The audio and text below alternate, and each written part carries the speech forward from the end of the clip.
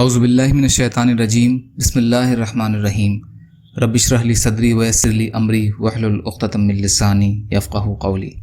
منتخب احادیث اکرام مسلم، مسلمانوں کے حقوق۔ حضرت ابو دردہ رضی اللہ تعالیٰ عنہ سے روایت ہے کہ رسول اللہ صلی اللہ علیہ وسلم نے ارشاد فرمایا، سلام کو خوب پھیلاؤ تاکہ تم بلند ہو جاؤ۔ طبرانی مجمع الزوائد۔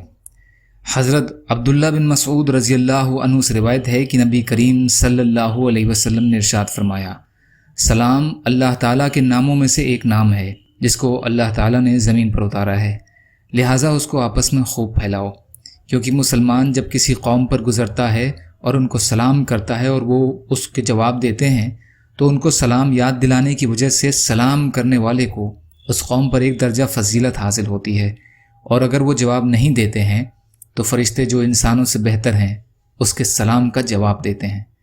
بزار، طبرانی، ترغیب۔ حضرت ابن مسعود رضی اللہ عنہ روایت کرتے ہیں کہ رسول اللہ صلی اللہ علیہ وسلم نے ارشاد فرمایا، قیامت کی نشانیوں میں سے یہ ہے کہ ایک شخص دوسرے شخص کو صرف جان پہچان کی بنیاد پر سلام کرے گا، نہ کہ مسلمان ہونے کی بنیاد پر۔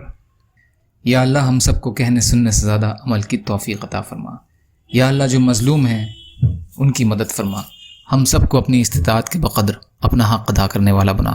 یا اللہ رحم کا، کرم کا، عافیت کا معاملہ فرما۔ یا اللہ بغض، حسد، جلن، کینہ، تکبر، ریاکاری سے ہمارے دلوں کو پاک کر دیجیے۔ یا اللہ آپ قادر مطلق ہیں، یا اللہ آپ کے لیے ہر چیز آسان ہے، ہمارے لیے بھی آسانیاں پیدا فرمائیے۔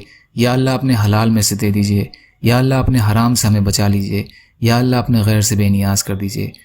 اللہم انا نجعلک فی نحورہم ونعوذ بک من شرورہم برحمتک یا ارحم الراحمین۔ لا الہ الا اللہ محمد رسول اللہ۔